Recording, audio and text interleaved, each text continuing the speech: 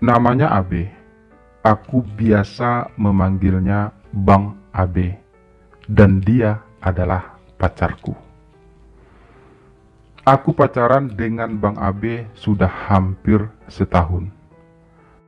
Setiap malam, aku dan Bang Abe selalu tidur bersama di rumahnya. Aku seorang security, dan Bang Abe sendiri adalah seorang mandor panen. Kami sama-sama bekerja di sebuah perusahaan sawit yang cukup besar. Sebagai seorang karyawan tetap di perusahaan tersebut, Bang Abe memang mendapat jatah sebuah rumah di perusahaan tersebut. Dan di rumah itulah kami selalu bertemu hampir setiap malam untuk memadu kasih. Bagaimanakah kisah cinta kami terjalin awalnya? Bisa kalian simak pada kisah sebelumnya di channel ini, atau bisa langsung klik di deskripsi video ini.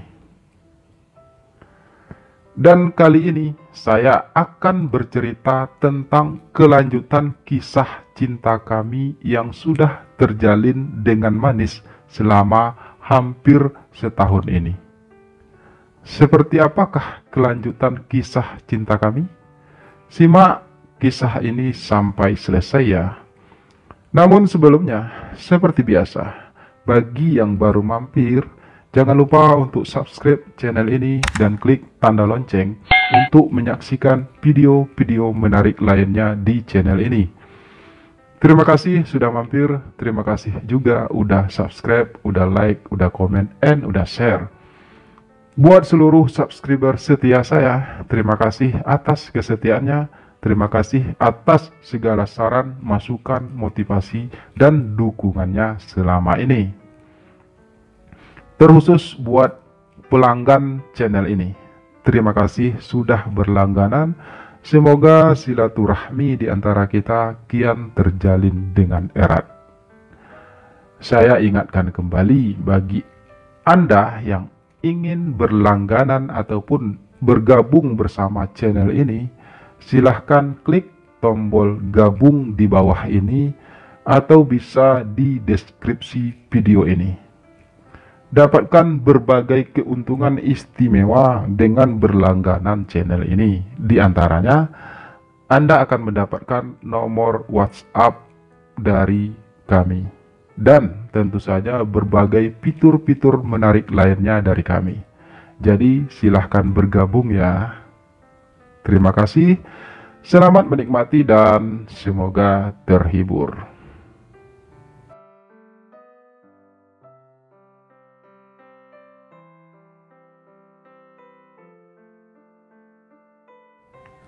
Aku benci Bang Abe. Aku sangat membencinya saat ini. Setelah hampir setahun pacaran, tiba-tiba saja ia memutuskan untuk menikah dengan gadis pilihan orang tuanya di kampung. Padahal ia sudah berjanji tidak akan pernah meninggalkanku walau apapun yang akan terjadi. Tapi nyatanya, maafkan aku Dio. Pelan suara Bang Abe sore itu saat akhirnya ia datang kembali menemuiku. Setelah selama 2 minggu dia berada di kampungnya untuk melangsungkan pernikahannya. Hatiku masih terasa sakit, sangat sakit. 2 minggu yang lalu Bang Abe tiba-tiba saja pamit padaku untuk pulang ke kampung halamannya karena harus menikah. Saat itu Bang Abe pergi seperti tanpa ada merasa bersalah sedikit pun. Dia pergi benar-benar tiba-tiba.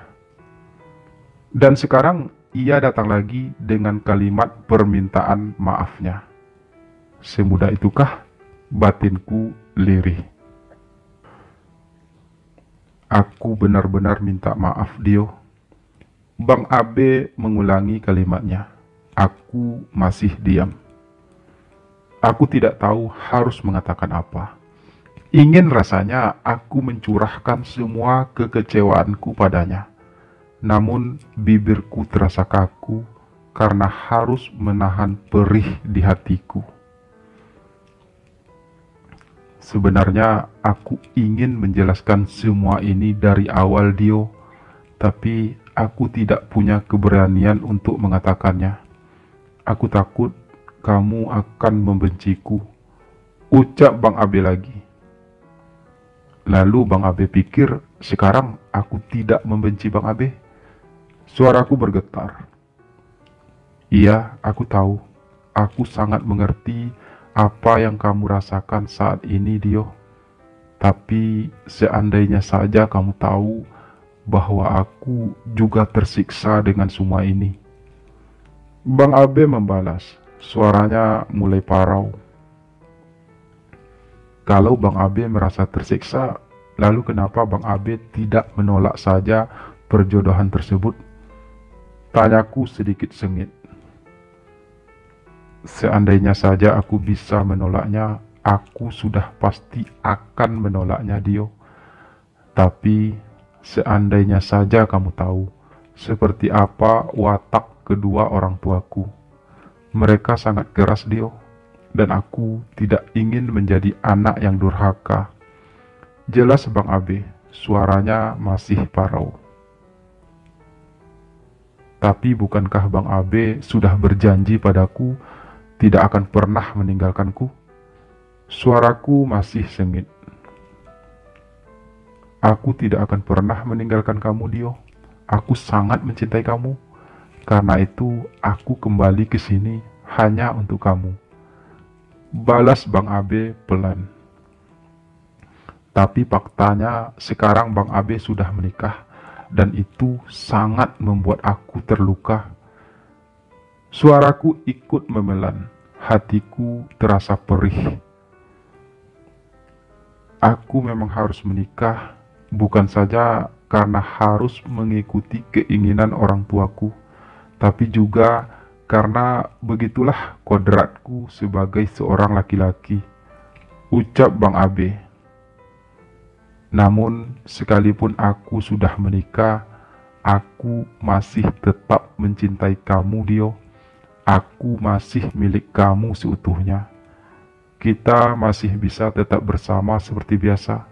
Aku akan selalu ada untuk kamu, Dio.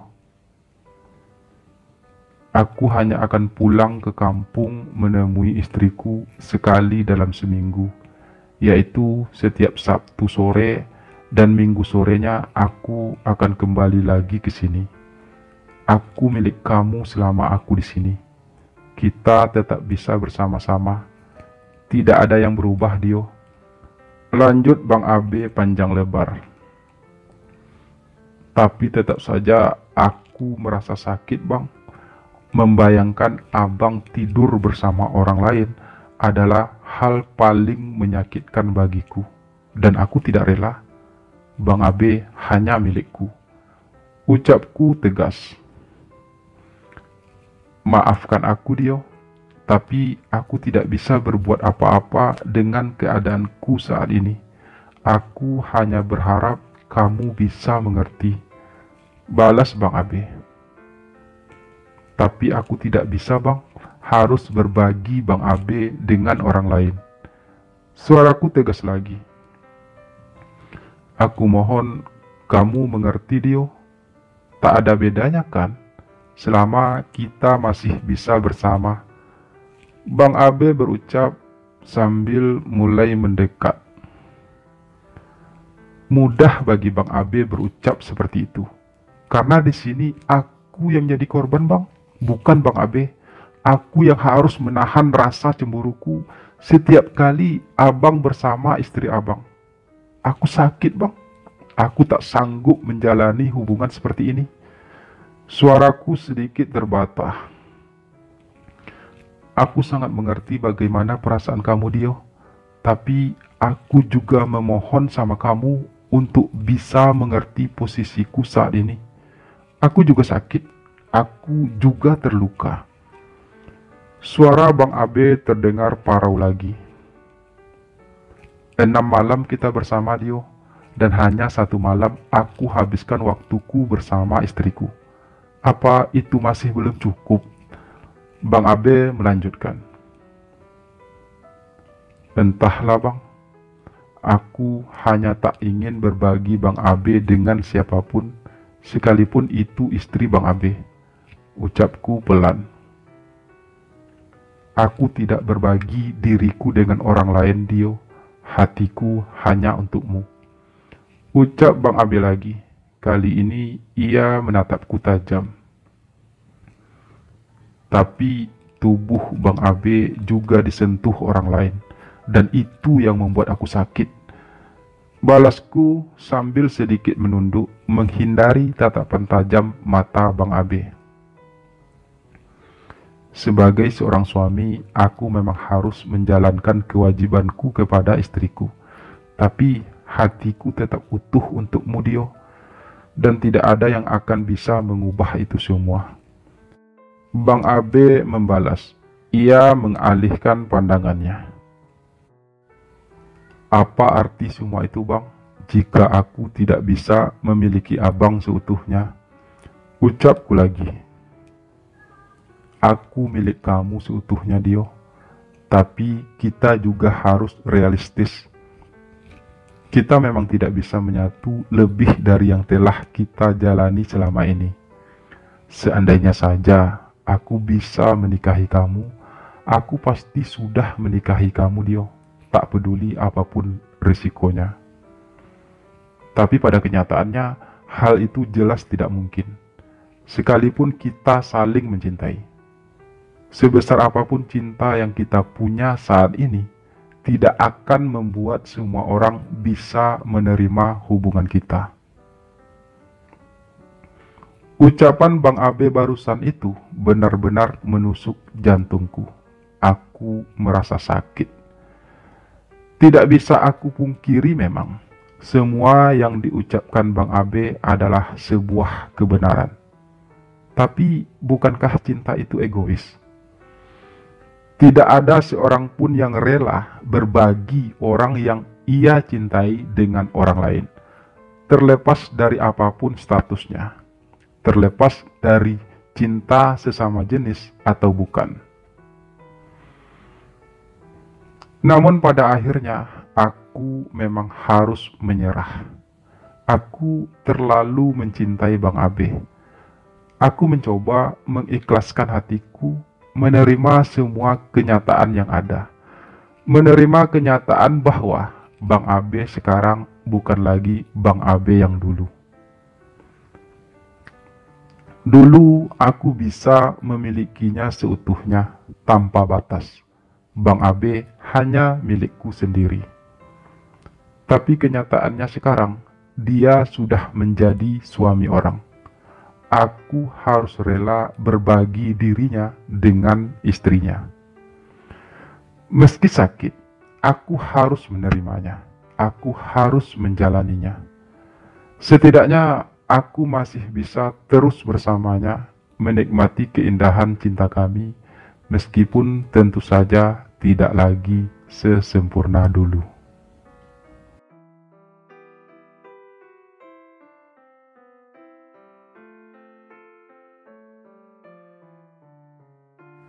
Aku mencoba terus menjalani hubunganku bersama Bang Abe, menikmati setiap detik kebersamaan kami. Seperti janjinya, Bang Abe memang setiap Sabtu sore pulang ke kampung dan bertemu istrinya. Lalu kemudian, sore minggunya ia sudah kembali ke tempat kerja. Selama di rumah tempat kerjanya itulah, kami selalu bertemu setiap malam. Kami selalu menghabiskan waktu bersama, merajut benang-benang cinta.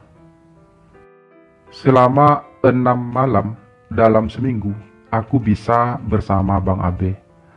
Dan hal itu sebenarnya sudah lebih dari cukup. Namun tetap saja, aku merasa sakit setiap kali Bang Abe pulang ke rumah istrinya di kampung. Aku berhak cemburu kan?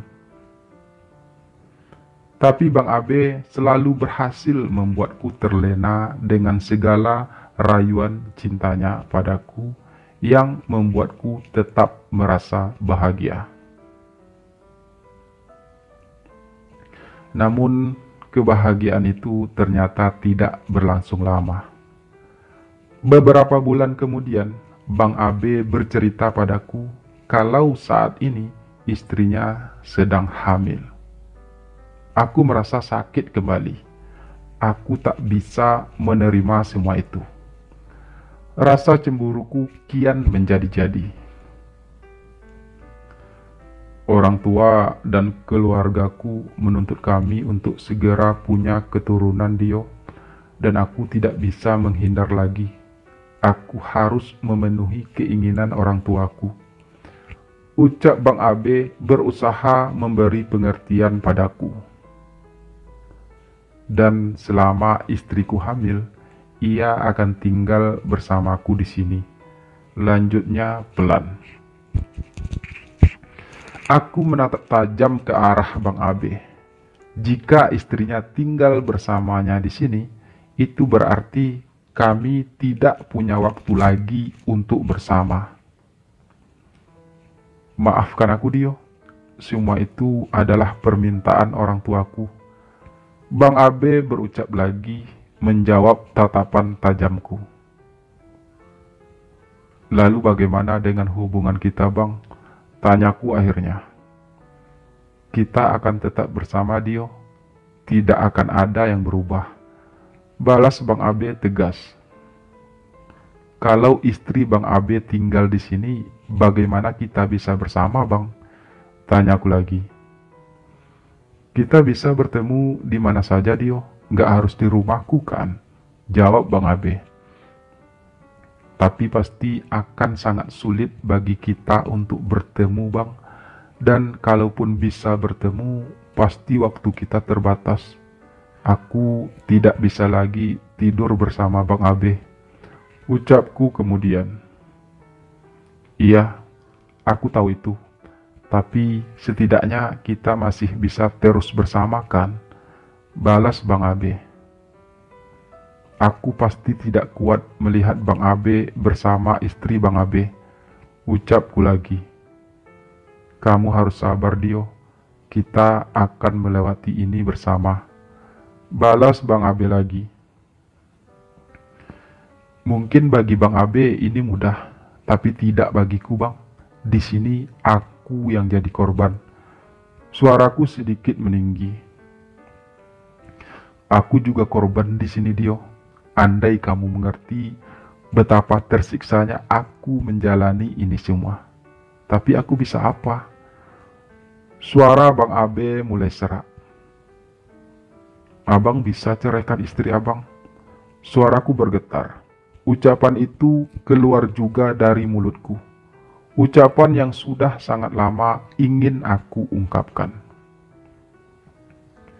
Enggak semudah itu, Dio. Apalagi saat ini istriku sedang hamil. Dan lagi pula, andai engkau tahu bagaimana keluarga dan orang tuaku. Mereka pasti akan mengutukku jika aku menceraikan istriku tanpa alasan yang jelas. Bang Abe membalas juga akhirnya. Setelah untuk beberapa saat ia terdiam. Kalau begitu, kenapa abang nggak jujur saja sama istri abang? Kalau abang tidak mencintainya, abang juga bisa ceritakan tentang hubungan kita. Setidaknya dengan begitu, istri abang pasti akan meminta cerai. Ucapku lagi. Dan setelah itu apa? Kita akan menikah. Ucap Bang Abe sedikit kasar. Keningnya mengerut. Kamu jangan bodoh, Dio. Kita harus realistis. Lagi pula, jika aku menceritakan semuanya pada istriku, ia pasti akan menceritakan juga pada orang tuaku. Dan orang tuaku pasti akan mengutukku dan tidak akan menganggapku sebagai anak mereka lagi. Lanjutnya.